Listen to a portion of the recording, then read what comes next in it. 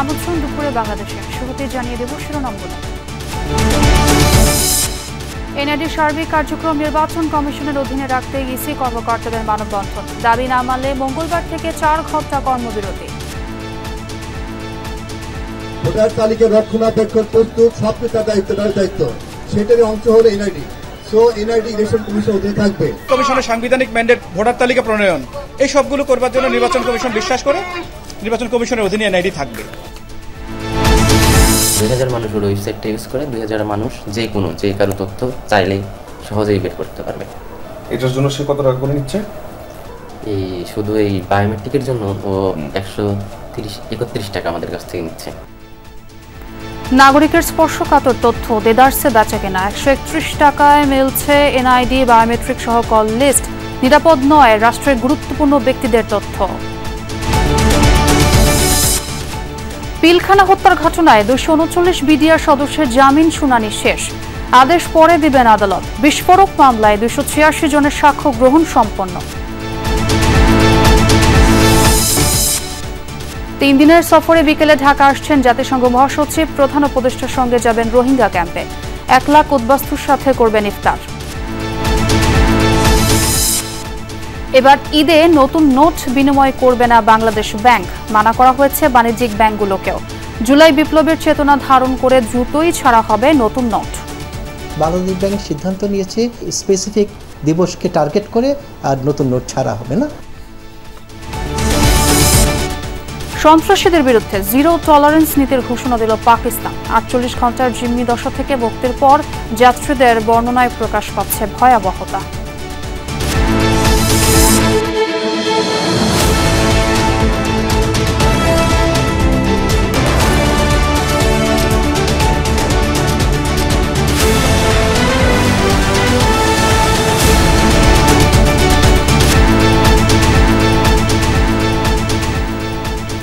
দেখছিলেন শিরোনামগুলো। এছাড়াও দেশ বিদেশের আরো খবর নিয়ে দুপুরে বাংলাদেশে আপনাদের সাথে আছি আমি ছোঁয়া খন্দকার। স্বাধীন ও সাংবিধানিক প্রতিষ্ঠান নির্বাচন কমিশন থেকে জাতীয় পরিচয়পত্রের দায়িত্ব অন্য কাউকে দেওয়ার সিদ্ধান্ত গণতন্ত্রের জন্য শুভ হবে না, এমন দাবি নির্বাচন কমিশনের কর্মকর্তা ও কর্মচারীদের। এনআইডি সেবা নির্বাচন কমিশনের অধীনেই রাখতে সকালে কমিশন ভবনের সামনে মানববন্ধন করেন প্রতিষ্ঠানের কর্মকর্তা ও কর্মচারীরা। তারা বলেন 13 কোটি ভোটারের তথ্য 25টি ধাপে সুরক্ষিত আছে কমিশনে। ভোটারদের অনুমতি ছাড়াই তথ্য কোনো প্রতিষ্ঠানকে হস্তান্তর কখনোই গ্রহণযোগ্য হবে না। নির্বাচন কমিশনের অধীনে এনআইডি না থাকলে ভোটারদের ভোটার হওয়ার আগ্রহ কমে যাবে জানান তারা। আগামী মঙ্গলবারের মধ্যে 2023 সালের আইন বাতিল না হলে সারা দেশের কমিশন কার্যালয়ে 4 ঘণ্টার কর্মবিরতির ঘোষণাও দেন আন্দোলনকারীরা। নির্বাচন কমিশন একটা সাংবিধানিক প্রতিষ্ঠান।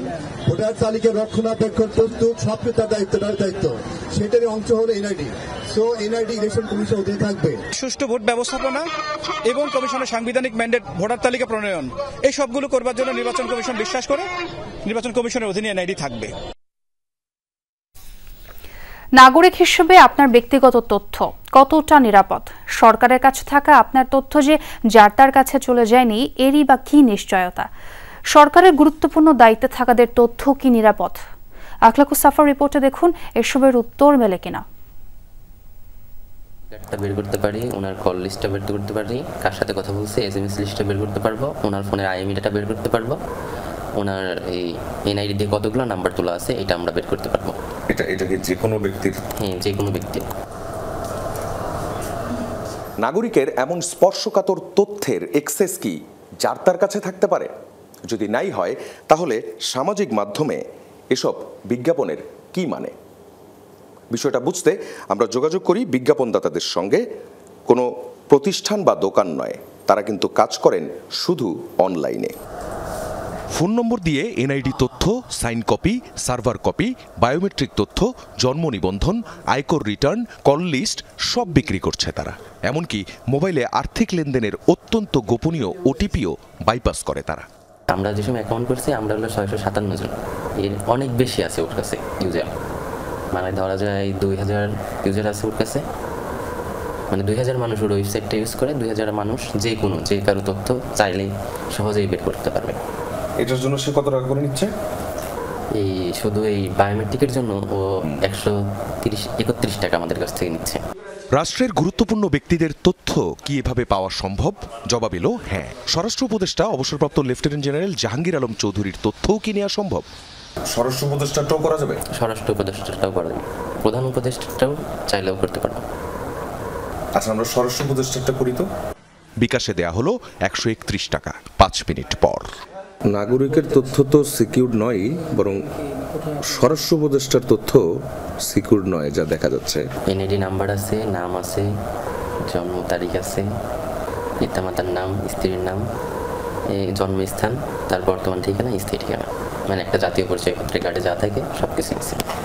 উপদেষ্টা কার কার সাথে ফোনে কথা বলেছেন তাও কি জানা সম্ভব? 1200 টাকা খরচের বিনিময়ে তাও পাওয়া গেল। নম্বর, কল ডিউরেশন, আইপি, IMEI, এমনকি যেখান থেকে ফোন এসেছে বা গিয়েছে সে ঠিকানা সহ। মানে এগুলো সব করা হয়েছে এখানে? এখান থেকে করা হয়েছে। কতজনের? 17 জনের। শুধু এআইডি থেকে 17 জনের? 17 জনের করা হয়েছে। জন্ম নিবন্ধন করা হয়েছে 4 জন। হ্যাঁ, আর এখানে যেগুলো এপিআই ইউজ করা হয়েছে জন্ম নিবন্ধনের, এই সবগুলা এপিআই দিয়েছে হচ্ছে হলো আপনার সিস্টেম অ্যানালাইস্ট। এই মূল ওয়েবসাইটটা অপারেট করতেছে একজন ব্যক্তি, কিন্তু ওর সাথে আবার সরকারের যত সিস্টেম অ্যানালাইস্ট বা কর্মকর্তা আছে ওর সাথে কানেক্ট আছে। দরজার তালা অক্ষত, অথচ চুরি হয়ে গেছে সব, এমনকি বিক্রিও হয়ে গেছে। প্রশ্নটা হলো, এসব তথ্য কিনে কি করে মানুষ? সবচেয়ে বেশি করা হয় ব্ল্যাকমেইল। ধরুন আপনার নম্বর ব্যবহার করে এমন কোনো অপরাধ করা হলো যার সম্পর্কে আপনি কিছুই জানেন না, অথচ দাঁড়াতে হবে বিচারের কাঠগড়ায়। 6 বছর ধরে নাগরিকের তথ্যের এমন যাচ্ছে তাই অবস্থা। আখলাকুস সাফা, যমুনা নিউজ, ঢাকা। বিডিআর হত্যাকাণ্ডের বিস্ফোরক দ্রব্য নিয়ন্ত্রণ আইনের মামলায় 239 জন আসামির জামিন শুনানি শেষ হয়েছে। জামিনের আদেশ পরে দিবেন বলে জানিয়েছেন আদালত। এই মামলায় আরও একজন সহ মোট 287 জন সাক্ষ্য দিয়েছেন আদালতে। বৃহস্পতিবার সকালে কেরানীগঞ্জের কেন্দ্রীয় কারাগারে অস্থায়ী বিশেষ আদালতে শুনানি অনুষ্ঠিত হয়। এদিন আদালতে সাক্ষ্য দেন অবসরপ্রাপ্ত মেজর আবু সাইদ খান। এরপর তাকে জেরা করেন আসামি পক্ষের আইনজীবীরা। পিলখানা হত্যাকাণ্ডের মামলায় 834 জন আসামির মধ্যে এখন পর্যন্ত জামিন পেয়ে মুক্তি পেয়েছেন 178 জন। শুনানি ঘিরে কারাগারের প্রধান ফটকে ভিড় করেন বিডিআর জওয়ানদের স্বজনরা।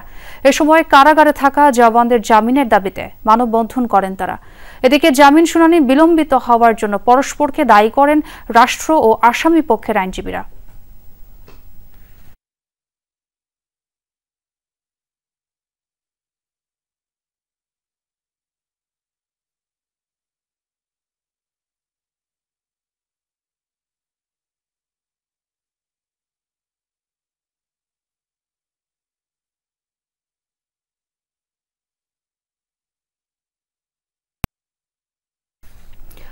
নারী ও কন্যা শিশু নির্যাতন বন্ধে বিদ্যমান আইনের কার্যকর প্রয়োগ নিশ্চিত সহ 6 দফা দাবিতে মানববন্ধন করেছে নারী অধিকার আন্দোলন।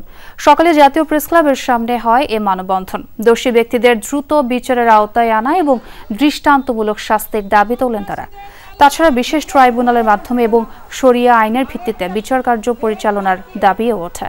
মানববন্ধনে বক্তারা সারা দেশে নারী ও শিশুদের প্রতি সহিংসতা, নির্যাতন ও অশ্লীলতাহানির নিন্দা জানান। অন্তর্বর্তী সরকারের কাছে তাদের দাবি, দ্রুত আইন শৃঙ্খলা পরিস্থিতি নিয়ন্ত্রণে এনে নারীদের নিরাপত্তা প্রদান করতে হবে। মানববন্ধনে নারী অধিকার আন্দোলনের সভানেত্রী মমতাজ মান্নান 6 দফা দাবি উত্থাপন করেন। এ সময় 3 মাসের মধ্যে মাগুরার শিশু ধর্ষণকারীদের বিচারের দাবি তোলা হয়। দোষী ব্যক্তিদের অতি দ্রুত আইনের আওতায় এনে যথাসময়ে দৃষ্টান্তমূলক শাস্তির ব্যবস্থা করতে হবে। নারী নির্যাতন ট্রাইব্যুনাল মাধ্যমে বিচার কার্য কিভাবে দ্রুত পরিচালনা করা যেতে পারে সেই ব্যাপারে সরকার পদক্ষেপ নেবেন। শরিয়া আইনের ভিত্তিতে এই নির্দিষ্ট কাজের বিচার করা যেতে পারে। এই পাশবিক অত্যাচার দমনে কঠোর দণ্ডবিধি প্রয়োগ করতে হবে, আর এই দণ্ড প্রকাশ্যে কার্যকর করতে হবে।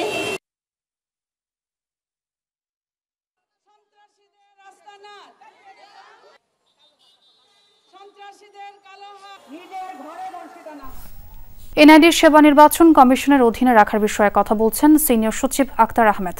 সরাসরি যাচ্ছি তার বক্তব্যে। প্রশ্নটা আসছে কেন? যদি ডেটা অরক্ষিতই হবে থাকে বা আপনার শব্দটাই ব্যবহার করি, সুরক্ষিত নয়, এটাই হয়ে থেকে থাকলে তাই 182টা সংস্থা আমাদের কাছ থেকে সেবা নিচ্ছে এবং এই সেবার আরও চাহিদা আছে কেন? সুরক্ষিত বলেই তো চাচ্ছে, যদি সুরক্ষিত না হতো তাহলে কি চাইতো? সেটাই নিশ্চিত। আমি তো সেইটাই বলছি যে সুরক্ষিত আছে বলেই তো চাইছে, সুরক্ষিত যে না হলে। গতকালকে থেকে বলছিল যে সরকার চাচ্ছিল যে একটা নির্দিষ্ট অথরিটির আন্ডারে, একটা আমব্রেলার আন্ডারে সমস্ত তথ্য সেবাগুলো নিশ্চিত করার জন্য একটা অথরিটি, স্বাধীন অথরিটি করার কথা। এখন সেই ক্ষেত্রে তো তারা আসলে এনআইডির তথ্যটাই সবচেয়ে বেশি ইম্পর্টেন্ট, গুরুত্বপূর্ণ, এছাড়াও অন্যান্য তথ্যগুলো ওই আমব্রেলার আন্ডারে থাকবে। সেই ক্ষেত্রে আসলে নির্বাচন কমিশনের অবস্থানটা কি? নির্বাচন কমিশনের অবস্থানটা ইজ টু প্রিমেচিওর। আমি আপনাকে বললাম যে এ ব্যাপারে বিভিন্ন জন বিভিন্ন মতামত দিতে পারেন এবং সব মতামতই শ্রদ্ধার সাথে বিবেচনা করাটাই আমাদের কাম্য।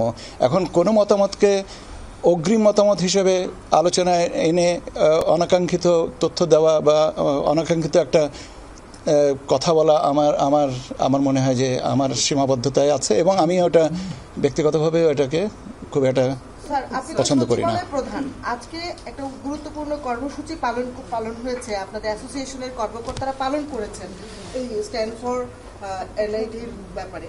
এখন আপনার সচিবালয় প্রধান হিসেবে এই যে কর্মসূচি আছে, এই কর্মসূচির ব্যাপারে আপনাদের অবস্থান কি হবে, আপনার বক্তব্য কি, এমনকি আপনারা এই আন্দোলনটাকে কিভাবে এগিয়ে নেবেন? কার্যক্রম বাধাগ্রস্ত হবে। নির্বাচন যে আগে আছে, যে রোডম্যাপ অনুযায়ী ডিসেম্বরে যে সরকার প্রধানের পক্ষ থেকে একটা বিবৃতি আছে, সেই নির্বাচন ব্যাহত করার ক্ষেত্রে এই আন্দোলনগুলোকে প্রভাব ফেলবে কিনা যদি একটু। আমি মনে করি যে নিজেদের মতামত প্রকাশের স্বাধীনতা সবারই আছে। সে সূত্রে যারা এই আজকে মানববন্ধন করেছেন তারা আমারই সহকর্মী, তারা তাদের বক্তব্য যেটা বলেছেন সেটা নিশ্চয়ই তাদের দিক থেকে গ্রহণযোগ্য। আর এতে কাজ বাধাগ্রস্ত হবে কি না এটাকে আমি একটু হালকা করেই বলি। 1 ঘন্টা মানববন্ধন করলে বাড়তি 1 ঘন্টা কাজ করে সেটি পুষিয়ে দেবেন, তাহলেই তো মিটে গেল। ইসি সচিব কথা বলছেন, আমরা এতক্ষণ সরাসরি যুক্ত ছিলাম সেখানে। এদিকে বিডিআর হত্যাকাণ্ডের বিস্ফোরক দ্রব্য নিয়ন্ত্রণ আইনের মামলায় 239 জন আসামির জামিন শুনানি শেষ হয়েছে। আমরা সেই খবর জানবো। একটু কেরানীগঞ্জে যুক্ত হতে চাই। বিশেষ আদালতে আছেন আশিক মাহমুদ। আশিক, আদেশ তো পরে দেয়া হবে, অপেক্ষারত পরিবারের স্বজনরা কি বলছেন জানতে চাই। আদেশ যে 239 জন আসামির বিস্ফোরক আইনের যে মামলা, সেই মামলার জামিন শুনানি হচ্ছে। আদেশের জন্য আদালত পরে সময় রেখেছেন যে পরেও আদেশ দিবেন। আমরা ধারণা করছি যে বিকালের মধ্যে হয়তো আদেশ হতে পারে, তখন হয়তো জানা যাবে কতজন আসামির জামিন দিলেন আর কতজন নামঞ্জুর করলেন বিষয়টি নিয়ে। তবে একটু জানাতে চাই যে এই যে জামিনকে ঘিরে কিন্তু যারা পরিবারের সদস্য, যাদের স্বজনরা প্রায় 16 বছর ধরে কারাগারে রয়েছেন, তারা কিন্তু ভিড় করেছিল এই কেরানীগঞ্জের অস্থায়ী যে আদালত রয়েছে সেই আদালতের মূল ফটকে।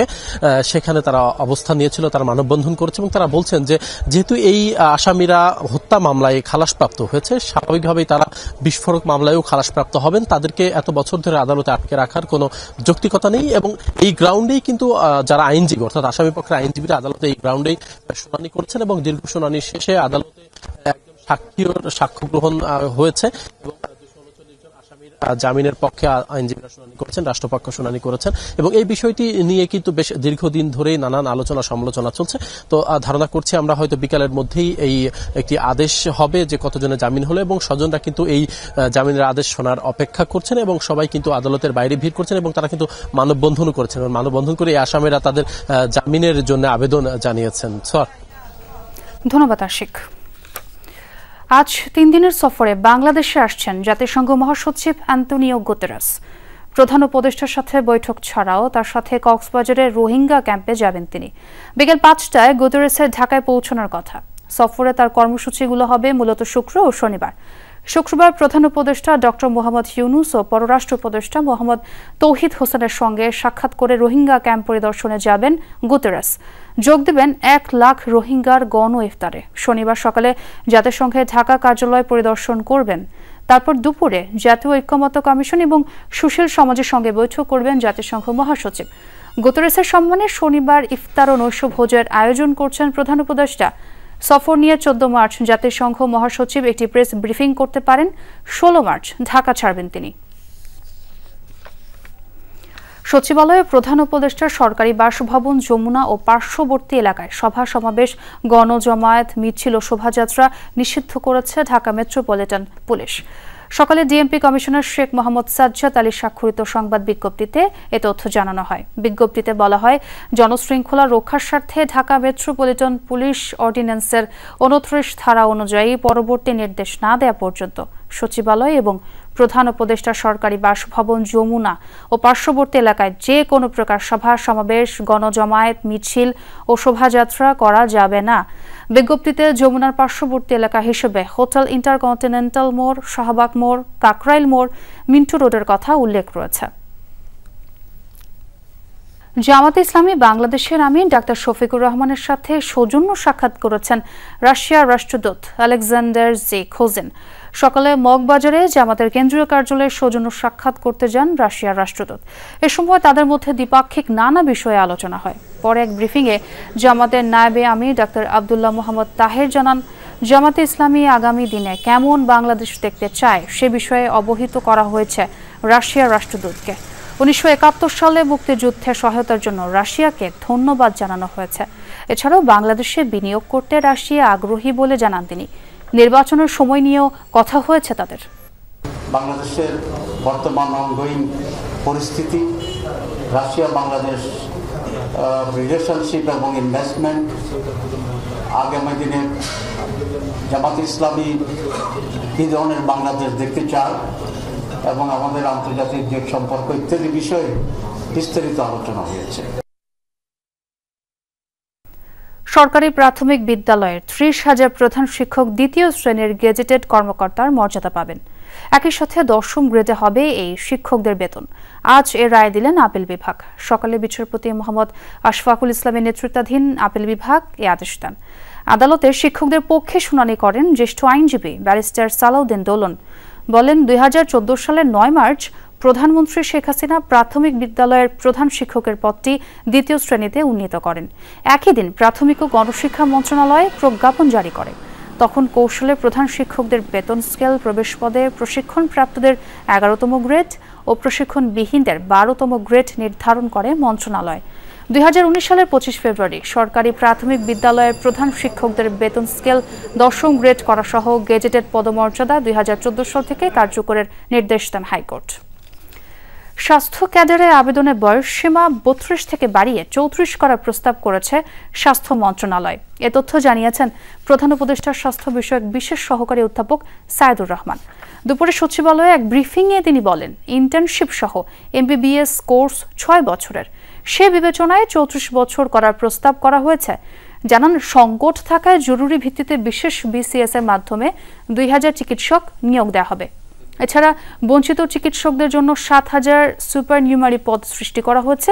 ডক্টর সাইদুর জানান, দাবি থাকলে মন্ত্রণালয়ে দিতে যৌক্তিকতা বিবেচনা করে ব্যবস্থা নেওয়া হবে, তবে রোগীদের জিম্মি করা যাবে না। জানান, ম্যাট্রিক্সের কোর্স কারিকুলাম সংশোধনে কমিটি করা হয়েছে। বেসরকারি চিকিৎসকদের পে স্কেল নয়, সর্বনিম্ন বেতন কাঠামো ঠিক করে দেওয়া হবে। বিসিএস স্বাস্থ্যে 32-এর বদলে যেহেতু চিকিৎসকদের কোর্সটি 5 বছরের এবং 1 বছরের ইন্টার্ন, অর্থাৎ তাদের 6 বছর লাগে ডিগ্রি সমাপ্ত করতে, এই বিবেচনায় আগেও এটা 2 বছর বেশি ছিল। আমরা সেই প্রস্তাবটি আবার পাঠিয়েছি 34 করার জন্য। প্রায় 7000-এরও বেশি বিশেষজ্ঞ সুপারনিউমারি পদ সৃষ্টি করে বিশেষজ্ঞদের মধ্যে থাকা ক্ষোভ এবং বঞ্চনার অবসান ঘটানোর উদ্যোগ নিয়েছি। মোবাইল চুরির অভিযোগ তুলে যুবককে গাছে বেঁধে নির্যাতন এবং শরীরে আগুন ধরিয়ে দেওয়ার ঘটনা এখনও মামলা হয়নি।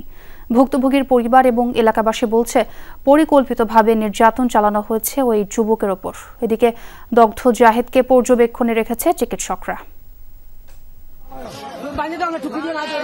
মোবাইল চুরির অপবাদে যুবককে গাছে বেঁধে অগ্নিসংযোগ, বারবার আকুতি জানিয়েও রেহাই মেলেনি তার। হবিগঞ্জ বাহবলের যমুনাবাদ গ্রামে ঘটে এই ঘটনা। 8 মার্চ রাতে গ্রামের আব্দুল কাইমের বাড়ি থেকে চুরি হয় 2টি মোবাইল ফোন। পরের দিন সন্দেহভাজন হিসেবে তারাপাশা গ্রামের শহীদুলকে মারধর করে স্থানীয়রা। তাদের দাবি, স্বীকারোক্তিতে বনদক্ষিণ গ্রামের জাহেদ মিয়া জড়িত ছিল বলে জানায় শহীদুল। এরপর অতি উৎসাহীরা জাহেদকে ধরে এনে অমানবিক নির্যাতন চালায়, আগুন ধরিয়ে দেয় শরীরে। তবে জাহেদের দাবি, পূর্ব বিরোধের জেরে চালানো হয়েছে নির্যাতন। আমার মোবাইল ছিল বাদে আমার দোকান থেকে ফোন জানিয়ে আমার গাছের সাথে বাইন দেয়া, প্রথমে মেঘ লাড়তে বাড়িছে আমার, তারপরে গাছের সাথে বাইন দেয়া, যে মেউখুনি গাছের সাথে বাইন দেয়া আমার আগুন লাগাই দেওয়া হয়েছে। লাস্ট পর্যন্ত আমি প্রাণ ভিক্ষা চাইও আমি মাপ পাইছি না। স্থানীয় দর্জির দোকানে কাজ করা জাহেদ ভদ্র ছেলে হিসেবেই পরিচিত। এমন অমানবিক ঘটনায় হতবাক স্থানীয়রা। বিচার চায় জাহেদের স্বজনরাও। যে কোন দুর্ঘটনা করে তার আইন আছে, বিচার আছে, দেখব তো আমার দোকানে থাকে আমারও তো এরা হইতে পারে যে ভাই এই ঘটনা করছে তুমি জানো নি, আমি সমাধান করে দিলাম। এই ধরনের ঘটনা হাঁটে মানুষে দুইটা লাত্তি দিলে, দুইটা কিল দিলে মানুষের শিকার আছে আমি নিছি, কিন্তু আমার বাইরে জ্বলন্ত আগুনের মাঝে ফুরাইছে, তারপরে আমার বাইরে কইছে না যে আমি নিছি কইরা। জাহেদ যে সে আমার হাতে আর কোনোদিন ধরা পড়ছে না, তবে ওই শহীদুল যে সুর হিসাবে এলাকার মাইজ তার মা বাপ ভাই সবাই বলবো না, তবে জাহেদুল আমি পাইছি না, তারা ধরছে, তারা মারছে, তারা কইতে পারবো। তবে জাহেদুল আমি আর কোনোদিন শুনছি না বা পাইছিও না। আমি ঘটনাস্থলে যা পাইছি ওই শহীদুল স্বীকার করছে যে আমার সাথে জাহেদ আছিল। আবার আরেকজনে জিজ্ঞাসা তোর সাথে যে আছিল তুই চিনস কেমনে, আমরা একসাথে চলাফেরা করি। এদিকে মোবাইল চুরি হওয়া আব্দুল কায়েমের বাড়িতে পাওয়া যায়নি কোনো পুরুষকে। ঘটনার জন্য শহীদুল এবং অতি উৎসাহীদের দায়ী করলেন বাড়ির নারীরা। ওকা অন্য মাইসে মারছে, এরার মাইসো মারছে, এরা শাসন করতে পারে না, ওইগুলা করে এরার মাইসো মারছে আইসুন কোন জ্বালাইলাও বিনাশী জীবনে তার চুরি করতো না, জোর মাই জ্বালাও। আমরা তো কোনো মারপিট হতো তা কোনো করছে না, দেশের মানুষ দলেছেন জনগণ ওই এরা এরকম মারপিট করছেন। চিকিৎসক জানিয়েছেন জাহেদকে পর্যবেক্ষণে রাখা হয়েছে। 15 থেকে 18% মতো বার্ন, এবং অসুবিধা হচ্ছে যে ওনার এই বার্নের কারণে 2 হাতই ফোলা ধরেছে। তা আমরা ওনাকে একটু ক্রিটিক্যাল মনে করতেছি এবং ওনাকে অবজারভেশনে রেখেছি। প্রদীপ দাস সাগর, যমুনা নিউজ, হবিগঞ্জ। শিল্প খাতে অস্থিরতা একটি স্বার্থান্বেষী মহল জড়িত, তাদের প্রতিহত করতে কাজ করছে পুলিশ। গাজীপুরে মন্তব্য করলেন পুলিশের মহাপরিদর্শক বাহারুল আলম। সকালে ভোগড়া বাইপাস শিল্পাঞ্চল পুলিশ 2-এর বিশেষ কল্যাণ সভায় যোগ দেন তিনি। আইজিপি বলেন, শিল্পাঞ্চলে গুজব ছড়িয়ে ভাঙচুর ও রাস্তা অবরোধ করে জনদুর্ভোগ তৈরি করলে কঠোর ব্যবস্থা নেওয়া হবে। ঈদ ঘিরে ঢাকা ময়মনসিংহ ও ঢাকা টাঙ্গাইল মহাসড়কে যানজট নিরসনে গাজীপুর মেট্রোপলিটন পুলিশ ও ডিএমপি কাজ করছে বলেও জানান বাহারুল আলম। সভায় পুলিশের ঊর্ধ্বতন কর্মকর্তারা উপস্থিত ছিলেন। কমন সেন্স এটা যে এরকম একটা সংক্ষুব্ধ পক্ষ আছেই, এবং আমাদের মনে হয় যে এরকম কেউ নিশ্চয়ই রয়ে গেছেন এবং তারা এখনো ক্রিয়াশীল আছেন, এবং তারা সেটা সমাজের বিভিন্ন পর্যায়ের লোক। তো তাদেরকে প্রতিহত করাই আমাদের কাজ, সেজন্যই আমরা আছি। এবারের ঈদে নতুন নোট বিনিময় করবে না বাংলাদেশ ব্যাংক। বাণিজ্যিক ব্যাংকগুলোকেও নতুন নোট বিতরণ থেকে বিরত থাকতে বলা হয়েছে। বাংলাদেশ ব্যাংক বলছে, নতুন গভর্নরের সইযুক্ত জুলাই-আগস্ট বিপ্লবের চেতনা ধারণ করে এমন নতুন নোট দ্রুতই ছাড়া হবে বাজারে। এ কারণে আগের নতুন নোট না ছাড়ার সিদ্ধান্ত নেওয়া হয়েছে। এতে ঈদ আনন্দ কিছুটা মলিন হলেও সাধারণ মানুষ বাস্তবতা মেনে নেবে বিশ্বাস ব্যাংকের ও বাংলাদেশ ব্যাংকের।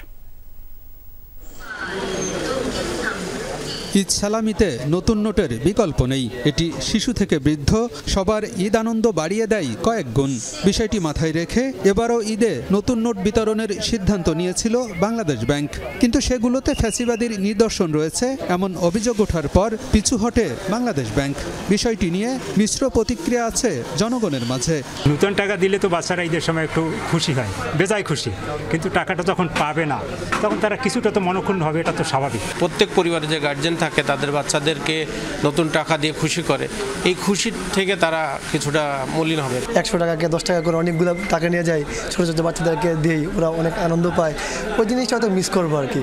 ব্যাংকাররা বলছেন, বাংলাদেশ ব্যাংকের নির্দেশনা অনুযায়ী এবার নতুন নোট বিতরণ করা হবে না। এতে ঈদ আনন্দে কিছুটা কমতি থাকবে, তবে গ্রাহকরা বাস্তবতা মেনে নেবে বলেও বিশ্বাস তাদের। বাচ্চাদের দিক থেকে চিন্তা করলে পরে হয়তো দেখা যাবে যে তাদের কিছুটা হয়তো মলিন মুখ থাকবে। তা এটা আমরা আশা করি যে তাদের বাবা মারা তাদেরকে বোঝাতে সক্ষম হবে যে আমাদের যেহেতু এবার নতুন নোটের সাপ্লাইটা কম, যার কারণে আমরা নতুন নোট দিতে পারবো না। জুলাই আগস্টের চেতনা সমৃদ্ধ নতুন নোট ছাড়বে বাংলাদেশ ব্যাংক। এ কারণে আগের ছাপানো নতুন নোট না ছাড়ার সিদ্ধান্ত নেওয়া হয়েছে। রাজনৈতিক বিবেচনায় নয়, নতুন টাকা বিতরণের ক্ষেত্রে জন আকাঙ্ক্ষাকে গুরুত্ব দেওয়া হচ্ছে বলেও জানাই বাংলাদেশ ব্যাংক। আমাদের সবারই এক্সপেকটেশন আছে যে আগস্ট বিপ্লব, যেটা জুলাই বিপ্লব ঘটে গেল, ইমেজকে ধারণ করে এই ধরনের নোট বাজারে আসুক। তো সেটা আসার জন্য যেহেতু সময় লাগছে, অতএব সেই ক্ষেত্রে আমার মনে হয় মানে দেশের সংখ্যাগরিষ্ঠ মানুষই এইটা একটা স্বীকার করতে রাজি হবে। আমরা ওই জন আকাঙ্ক্ষাকে পূরণ করাটাকেই মূল টার্গেট হিসেবে নিয়েছি। আর্থিক ক্ষতিটা এখানে এই মুহূর্তে আমাদের কাছে মূল বিবেচ্য বিষয় না। এখন থেকে সারা বছরই নতুন টাকা দেয়া হবে। কোনো উৎসবকে কেন্দ্র করে আর নতুন নোট বিনিময় করা হবে না বলেও জানান বাংলাদেশ ব্যাংকের মুখপাত্র। আমাদের একটা ট্র্যাডিশন দাঁড়িয়ে গেছিল যে প্রতি ঈদের সময় আমরা ফ্রেশ নোট বা নতুন নোট ছাড়ব, কিন্তু এই নোটগুলি বিতরণ করতে গিয়ে বিভিন্ন ব্যাংক এবং বাংলাদেশ ব্যাংকের শাখাসমূহকে অনেক বিড়ম্বনার শিকার হতে হয়। এই অনাকাঙ্ক্ষিত সিচুয়েশন এড়ানোর জন্য বাংলাদেশ ব্যাংক সিদ্ধান্ত নিয়েছে স্পেসিফিক দিবসকে টার্গেট করে আর নতুন নোট ছাড়া হবে না। মে মাসের শেষ নাগাদ বর্তমান গভর্নরের সই করা নতুন নোট পাওয়া যেতে পারে বলে জানিয়েছে বাংলাদেশ ব্যাংক। আমাদের টার্গেট যে মে মাসের শেষের দিকে, আশা করি মে মাসের মধ্যে আমরা বা ছাড়ব। এদিকে নতুন নোট বিনিময় বন্ধের ঘোষণায় ব্যাংকের বাইরে লেনদেনে হওয়া নতুন টাকার দাম বেড়ে গেছে। 10 টাকার বান্ডিলের জন্য গুনতে হচ্ছে অন্তত 1,500 টাকা। 1000 টাকার একটা বান্ডিল 1500 টাকা দিয়ে কিনতে হয়, আমরা হিসাবে 500 টাকা পাই। বাংলাদেশ ব্যাংক থেকে এটা দেয়, এই খোলা ময়দার এই টাকাটা কোত্থেকে আসে? কারা দেয় এই টাকাটা? কিভাবে আসে? আমরা তো পাই না। আলমগীর হোসেন, যমুনা নিউজ, ঢাকা। দোহায় চলছে গাজায় দ্বিতীয় ধাপের যুদ্ধবিরতির আলোচনা। ইসরায়েলকে 60 দিনের যুদ্ধবিরতির প্রস্তাব দিয়েছেন যুক্তরাষ্ট্রের মধ্যপ্রাচ্য বিষয়ক বিশেষ প্রতিনিধি স্টিভ উইটকফ। প্রস্তাবে বলা আছে, যুদ্ধবিরতির বিনিময়ে হামাসকে মুক্তি দিতে হবে 10 ইসরায়েলি জিম্মিকে। যুদ্ধবিরতির আলোচনায় উইটকফকে সর্বাত্মক সহায়তা করা হবে জানিয়েছে আরব দেশগুলো। আলোচনায় মার্কিন দূতের সামনে মিশরের প্রস্তাবিত গাজা পুনর্গঠনের পরিকল্পনাও তুলে ধরা হয়। গেল সোমবার নানা নাটকীয়তার পর গাজায় দ্বিতীয় ধাপের আলোচনা করতে দোহায় প্রতিনিধি পাঠায় ইসরায়েল।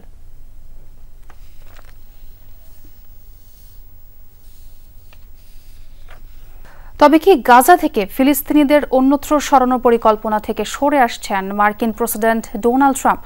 বুধবার হোয়াইট হাউসের সাংবাদিকদের এক প্রশ্নের জবাবে তিনি বলেন, গাজা থেকে ফিলিস্তিনিদের কেউ বাস্তুচ্যুত করছে না, তবে এই বিষয়ে বিস্তারিত কোনো মন্তব্য করেনি ডোনাল্ড ট্রাম্প। আর বিষয়টি সত্যি হলে তা স্বাগত জানাবে হামাস। এক বিবৃতিতে মন্তব্য করেছেন ফিলিস্তিনি স্বাধীনতাকামী গোষ্ঠীটির মুখপাত্র হাজেম কাশেম। বলেন, সত্যি যদি মার্কিন প্রেসিডেন্ট ফিলিস্তিনিদের বাস্তুচ্যুত করার প্রক্রিয়া থেকে সরে আসেন, তাহলে সেটিকে স্বাগত জানায় হামাস। এর আগে ফিলিস্তিনিদের মিশর, জর্ডানে সরিয়ে ট্রাম্প গাজা পুনর্গঠনের পরিকল্পনা দিলে উত্তেজনা ছড়ায় মধ্যপ্রাচ্যে। কয়েক দফায় বৈঠকে বসেন আরব নেতারা, পরে গাজাবাসীদের না সরিয়েই উপত্যকা পুনর্নির্মাণের পরিকল্পনা প্রণয়ন করে আরব দেশগুলো। প্রায় 48 ঘন্টা পর জিম্মি দশা থেকে মুক্তি পাওয়া যাত্রীদের বর্ণনায় উঠে আসছে পাকিস্তানের ট্রেনে হামলার ভয়াবহতার ঘটনা। জিম্মি করার পর বহু যাত্রীর ওপর চালানো হয় নির্যাতন। জাফর এক্সপ্রেসে থাকা সেনা সদস্যদের ব্রাশ ফায়ার করে হত্যা করে বিচ্ছিন্নতাবাদী গোষ্ঠী বালুচ লিবারেশন আর্মির সদস্যরা। এদিকে সন্ত্রাসীদের বিরুদ্ধে জিরো টলারেন্স নীতির ঘোষণা দিয়েছে পাকিস্তান সরকার। হামলার মূল হোতাদের খুঁজে বের করা হবে বলেও জানায় ইসলামাবাদ। মাঝরাতে কোয়েটা রেল স্টেশন পরিণত হয় অস্থায়ী হাসপাতালে। বিচ্ছিন্নতাবাদীদের ট্রেনে হামলার পর হতাহতদের প্রাথমিকভাবে নিয়ে আসা হয় এই স্টেশনে। তাদের সহায়তার জন্য আগে ব্যবস্থা নেয় বালুচ সরকার। সেখান থেকে গুরুতর আহতদের পাঠানো হয় উন্নত চিকিৎসার জন্য। এ সময় ভয়াবহ ওই ঘটনার বর্ণনা দেন ভুক্তভোগীরা। তাদের বয়ানে উঠে আসে কিভাবে জাফর এক্সপ্রেসে হামলা চালায় বিচ্ছিন্নতাবাদী গোষ্ঠী বালুচ লিবারেশন আর্মি। জিম্মি অনেক যাত্রীকে নির্যাতন করে বালুচ হামলাকারীরা। বিশেষ করে পাঞ্জাব অঞ্চলের মানুষ বেশি নির্যাতনের শিকার হন বলে জানান ভুক্তভোগীরা। বোমার বিস্ফোরণে আমাদের ট্রেনটি লাইনচ্যুত হয়ে পড়ে। অনেক কষ্টে সেটি উল্টে যাওয়া থেকে রক্ষা করি। এরপর সন্ত্রাসীরা ট্রেন লক্ষ্য করে গুলি করতে থাকে। আমরা কোনো রকমে মাথা নিচু করে জীবন বাঁচাই। প্রায় 30 ঘন্টা ওরা আমাদের এভাবেই আটকে রাখে। আল্লাহর রহমতে কোনো রকমে বেঁচে এসেছি। ওদের কাছে রকেট লঞ্চার, মেশিন গানের মতো ভারী অস্ত্র ছিল। যাত্রীদের লক্ষ্য করে তারা সরাসরি গুলি করছিল। পাঞ্জাব, সিন্ধি এভাবে তারা যাত্রীদের আলাদা করে। ট্রেনে সেনা সদস্যদের গুলি করে হত্যা করে তারা। উদ্ধার হলেও এখন অনেক যাত্রীর মধ্যে রয়েছে ভয় এবং আতঙ্ক। দুদিন জিম্মি থাকা অবস্থায় পানি, খাবার না পেয়ে অসুস্থ হয়ে পড়েন অনেক যাত্রী। দুদিন আগে সেহরি করেছিলাম, এরপর আর কিছুই খেতে পারিনি। ট্রেনের বাথরুম থেকে পানি পান করেছি বাধ্য হয়ে। মঙ্গলবার কোয়েটা থেকে পেশোয়ার যাচ্ছিল জাফর এক্সপ্রেস। ট্রেনটি ইরান আফগান সীমান্তের দুর্গম পাহাড়ি এলাকার একটি সুড়ঙ্গের কাছে পৌঁছাতেই হামলা চালায় বিএলএ। কর্তৃপক্ষ জানায় ট্রেনটিতে প্রায় 450 যাত্রী ছিলেন। এরপর উদ্ধার অভিযান শুরু করে special force SSG. Pakistan ISPR জানায় ট্রেনটিকে ঘিরে রেখেছিল বালুচ আত্মঘাতী হামলাকারীরা। প্রথমে তাদের হত্যা করে স্নাইপাররা, এরপর বগির ভেতরে ঢুকে চলে অভিযান। স্পেশাল ফোর্সের পাশাপাশি বিমান বাহিনী এবং ফ্রন্টিয়ার কর্পস অংশ নেয় এই অভিযানে। সন্ত্রাসীদের নিঃশেষ করা এবং যাত্রীদের জীবিত উদ্ধার দুটোই ছিল আমাদের লক্ষ্য এবং আমরা তাতে সফলও হয়েছি। এদিকে সুস্থ যাত্রীদের কড়া প্রহরায় পাঠানো হয়েছে নিজ নিজ এলাকায়। মীর মুশফিকা হাসান, যমুনা নিউজ। মাগুরায় নির্যাতনের শিকার শিশুটি মারা গেছে। ইন্না লিল্লাহি ওয়া ইন্না ইলাইহি রাজিউন। এ তথ্য নিশ্চিত করেছে আইএসপিআর। এক প্রেস বিজ্ঞপ্তিতে জানায় দুপুর 1টার দিকে ঢাকার সম্মিলিত সামরিক হাসপাতালে চিকিৎসাধীন অবস্থায় শেষ নিঃশ্বাস ত্যাগ করে শিশুটি। আজ সকালেও 3বার কার্ডিয়াক অ্যারেস্ট হয়। 2বার স্থিতিশীল করা গেলেও তৃতীয়বার আর হৃদস্পন্দন ফিরে আসেনি। গত 8 মার্চ শিশুটিকে সংকটাপন্ন অবস্থায় ঢাকা সিএমএইচে ভর্তি করা হয়।